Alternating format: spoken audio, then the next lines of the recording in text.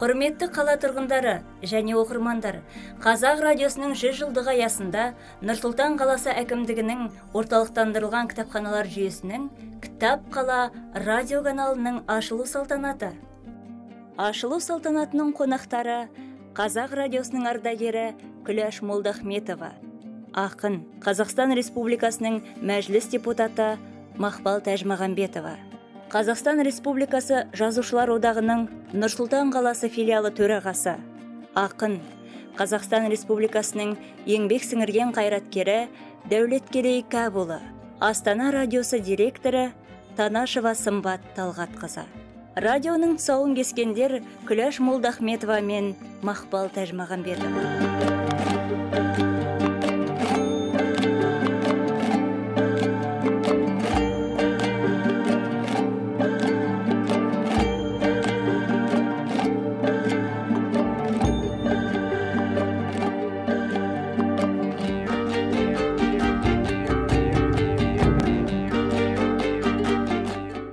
Радионың алғашқы дыбыс жазуы ақын өлеңдерінен басталды.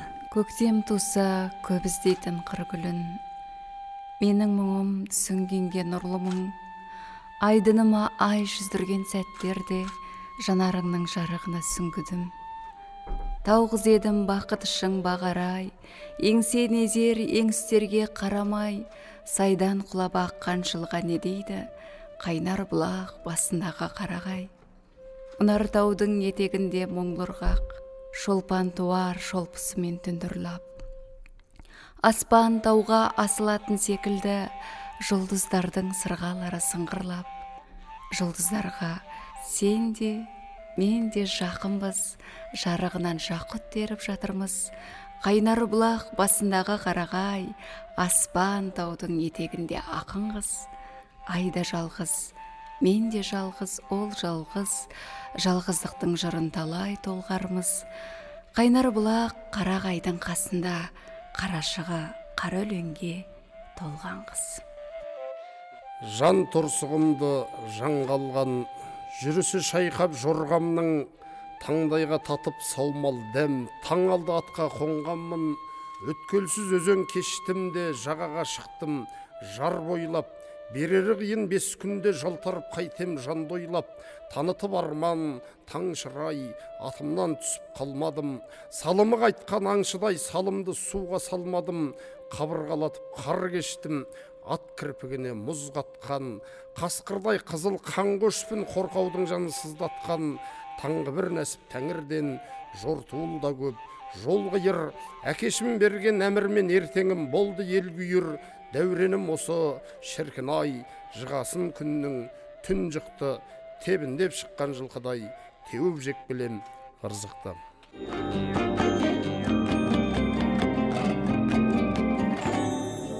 Радио каналымыз ашылды. Ендігі осы мерекелік құттықтау сөзді орталықтандырылған кітапханалар жүйесінің директоры Мадибаева Гүлбадан Сақтапқызына береміз. Рахмет, құрметті қонақтар, қадірменді кітапханалар жанашырлары, бүгін біздер орталықтандырылған кітапханалар үшін өте бір мәртебелі, өте қуанышты күн, сәтті күн деп айтуға болады. Көптен бері бір алдымызға мақсат қойып, осы біздің қала тұрғындары, оқырмандарымыз үшін бір жақсы жаңалықпен, жақсы бір қуанышты мерекемен қуантайын деп бүгін мінекей сәті түсіп, біз осы арнайы кітапханада өз радиомызды ашып жатырмыз. Сіздердің қолдауыңызбен мінекей 2 өлең жазылды. Мақпал ақын, Дәулеткерей ақын, сіздерге көп рахмет. Алия Күләш апамызға, Қазақ радиосының ардагері арнайы бүгін шақырып отырмыз.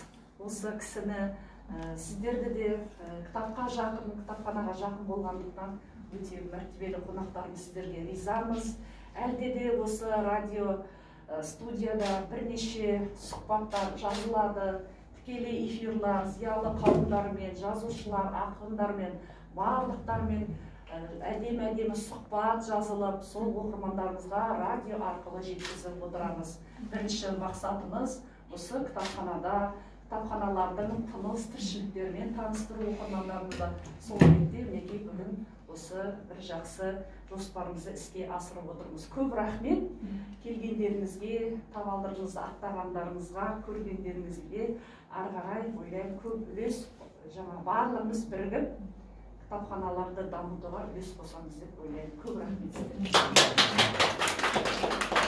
Ал енді осы радио каналымыздың алғашқы сұхбатын, осы жерден кішігірім сұхбатын бастаса, Күләш апа, өзіңізге мынандай бір сұрақ қойғым келіп отыр. Жалпы осы радио саласында келу, жұмыс істеу, бала арманыңыз ба?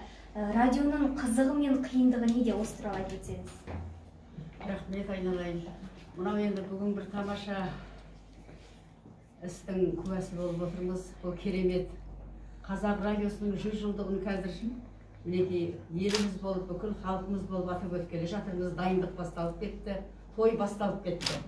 Соның мінекей бір көрінісі біздің елордамызда, Астанамызда, Нұрсұлтан қаласында орталықтанған мынау кітапхананың бүгінгі істеп отқан, ашып отқан радиоларыңыз айналайын ұзағынан болсын. Өте қуаныштымын. Бұл қазақ радиосы деген қазақтың үні ғой, қазақтың тілі, қазақтың құндылығы.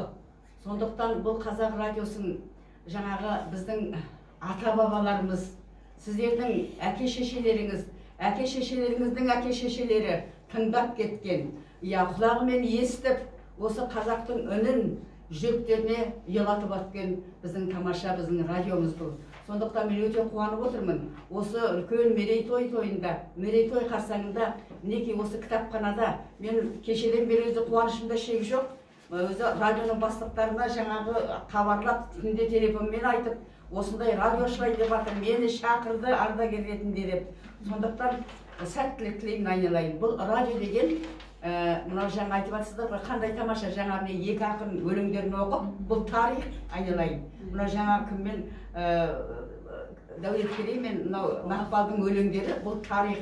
Радионың ашылғанда бұл кісілердің дауыстары қалды, архивте, кәдімгі алтын қорда қалды деп айтуларыңызға болады. Ертең сіздер де осындай 100 жасқа келіңіздер, жасай беріңіздер. Мынау жұмыстарыңызға сәттілік тілеймін. Осы жұмысты ұйымдастырып отқан мынау кітапхана басшыларына айналайын, сізге жаным сол. Мінекей мынау Сағыныш, осы жүрген мынау қыздар жігіттердің бәріне көп рахметімді айтқым келеді.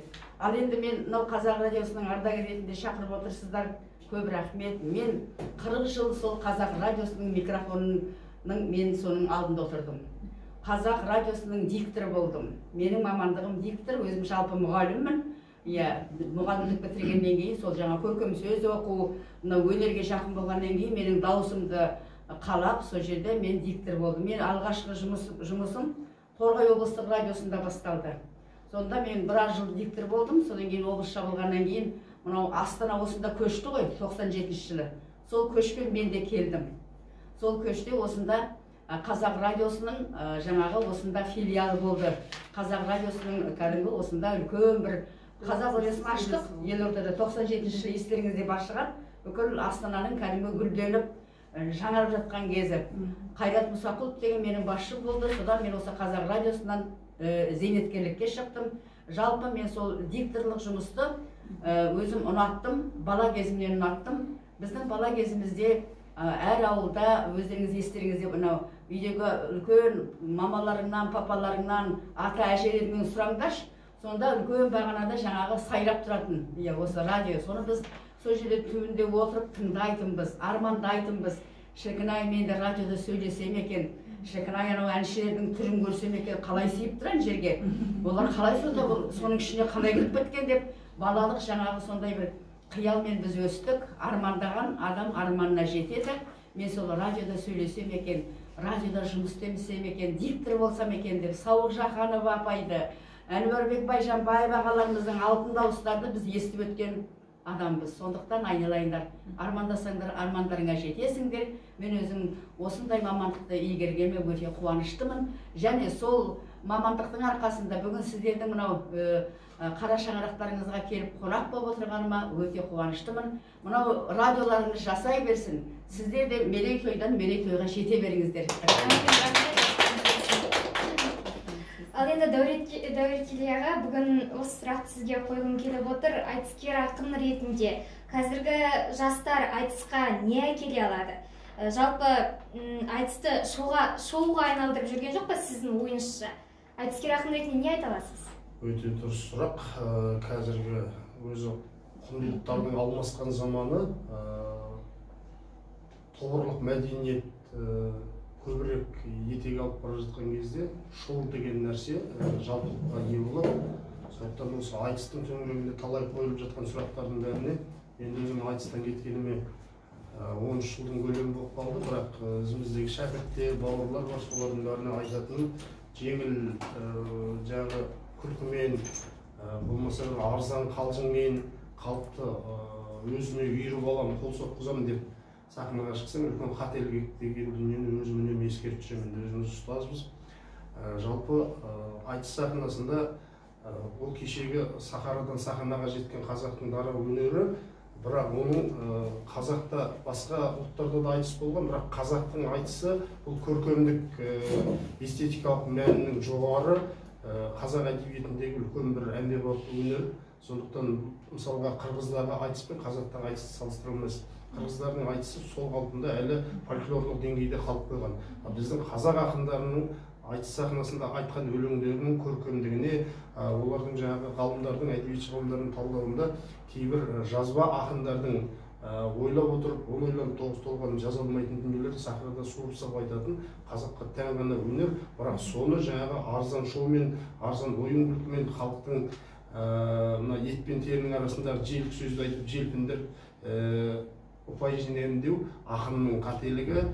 Жалпы ақын деген атқа лайық болғаннан кейін ол жалпы халықты тәрбиелеу керек, көрерменді, тыңдарманды тәрбиелеу керек. Осы тұрғысынан келген кезде мен бүгінгі айтыста шоудың элементтері көбірек бар екеніне көзім жетеді. Оны өзім ұйымдастырушыларға да сын ретінде, жанашыр адам ретінде айтып жүремін. Сондықтан жалпы кез келген дүние тиянақты, тұрақты және өзінің терең мән мағынасымен ғана құнды болады. Сондықтан айтыстың биігін аласартып алмау үшін ақындар шоудан аулақ болу керек. Сымбат Талғатқызы, сізге бір сұрағым бар еді. Жалпы осы Астана радиосының директор ретінде бізге қандай бір қалай айтсақ болады, жол жосып көрсете аласыз, және де қазіргі радиода осы тікелей эфирде қандай бағдарламалар ұсынылып жүр? Біріншіден осы сіздердің арнайы радиоларыңыздың ашылуымен шын жүректен құттықтаймын. Өте бір жақсы дүние екен, себебі мен көп жылдан бері білесіздер, тікелей эфирде хабар жүргіземін, әртүрлі хабар жүргіземін. Сонда менің бір түс түйгенім, радиоға жиі хабарласатын тыңдаушылардың арасында мынау зағип жандар немесе көру қабілеті нашар адамдар өте көп. Ол кісілердің жалғыз елмек радио өйткені олар телевизор көре алмайды, кітап оқи алмайды, не істейді, кітапты өз жаңағыдай бір арнайы кітапханаға барып оқымаса, ауылда, шалғайда ондай мүмкіндік жоқ. Сондықтан да радио ол кәдімгідей бір үлкен жаңағы еңбегі, сағынышы, сол жерде бүкіл шері, қуанышын бөлісетін жер. Мен оны тікелей эфирде жүргеннен кейін күнделікті эфирде көріп отырмын. Сондықтан да бұл өте дер кезінде шыққан бір жаңалық деп ойлаймын. Бастысы бұны қолдайтын азаматтар көп болсын, өйткені барлық айналып келген қаржыға тіреледі, мен оны жақсы түсінемін, бірақ дегенмен де әйтеуір бір кішкентай зат болса да, соны ұқсатып жасасаңыздар, ол деген халыққа, әсіресе біздің әлеуметтік осал халыққа өте жақсы дүние деп ойлаймын. Сондықтан да ғұмырлы болсын, тек қана осы жақсы дүниелермен сіздер қуанта беріңіздер. Оның үстіне мен түсінгенім, сіздер ғаламтор платформаларын қолданып жатсыздар ғой. Өте жақсы нәрсе, қазір енді алға шыққан үлкен бір қазіргі заманның талабы ғой. Біз барлығымыз ғаламтордамыз. Қазақ радиосы бұл жаңа апайымыз айтып отыр, ардагеріміз. Енді ол Астана мен Қазақ радиосымыз бөлек, көп адамдар бөлек радио деп түсінеді. Негізі үлкен бір корпорацияның құрамындағы бір серіктестікті, Қазақ радиолар серіктестігінің 4 радиостанциясы, Қазақ, Шалқар, Астана және Классик. Енді жасы бойынша Астана қазақтың немересіндей. Бәріміз осы қазақтан бастады, Қазақ радиосында хабар жүргізді. 100 жылдықтың қарсаңында ұйымдастырып отырған шара болғандықтан өте қуаныштымын. Көп рахмет. Шынымен біз үшін ол кәдімгідей мәртебе және бізге деген сыйластық деп ойлаймыз. Енді жаңа сұраққа келетін болсақ, ең бірінші ғаламтор платформаларын тыңдағандарыңыз өте жақсы болып отыр. Өйткені барлық радиолар, барлық подкасттар қазір ғаламторда. Енді бірінші кезекте ол радио дегенде ол жақсы қызықты контент қой, қызықты мазмұн. Сондықтан да ондай дүниелерде болады деген ойдамыз. Өйткені сіздерде бұл кітапхананың өзінің атмосферасы керемет қой негізінде, иә. Бұл фундаменталды білім, бұл тарихты білу, бұл жақсы дүниелерді көтере білу, және де жақсы, сіздер сол ортада жүрсіздер, сондықтан да мен ойламаймын контентпен проблема болады деп. Ең басты жақсы ақпарат берілсе, жақсы музыка берілсе, және де соның барлығы дәмді, тәтті болатындай жақсы дауыстармен, өйткені ол радионың құдіреті, ол бірінші дауыстар, және сөз өнерінде, сөз саптауда, сондықтан сондай мамандарыңыз болып жатса, онда проблема болмайды деген ойдамыз. Бірақ екінші мәселе ол насихаттау, өйткені барлығымыз да оны 10 жыл болған радиода істейміз, біз ұлттық арнада жасаймыз, біз арнада жасаймыз дейміз, бірақ біз оны егер қазіргі визуалдық заманда біз оны көрсете алмасақ, онда біздің еңбегіміз аса қатты көріне бермейді. Сондықтан да енді бұл кішігірім енді бір шеберлік сынып ретінде сұрап отырсыздар ғой, сондай бір кішігірім кеңес ретінде.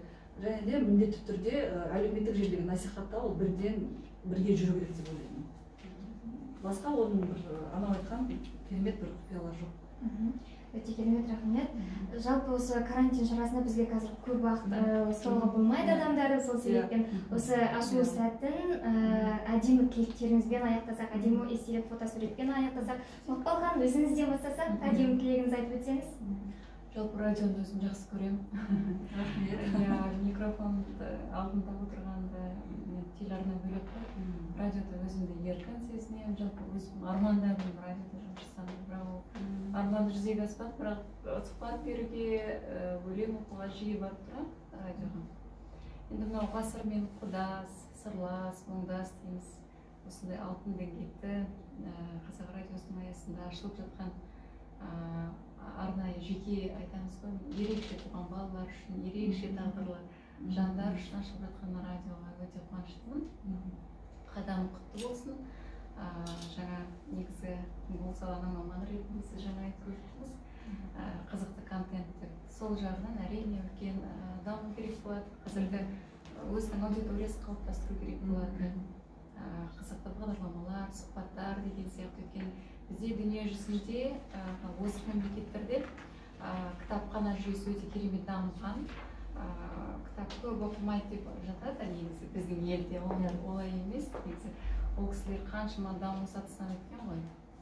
Ол жағдай жақсы дамыған. Бұл кітапхана жүйесі, оның ішінде аудио кітаптар, қазіргі таңда көптеп оқылады, тыңдалады. Сол жағынан бір ерекше күн болып тұр екен бүгін.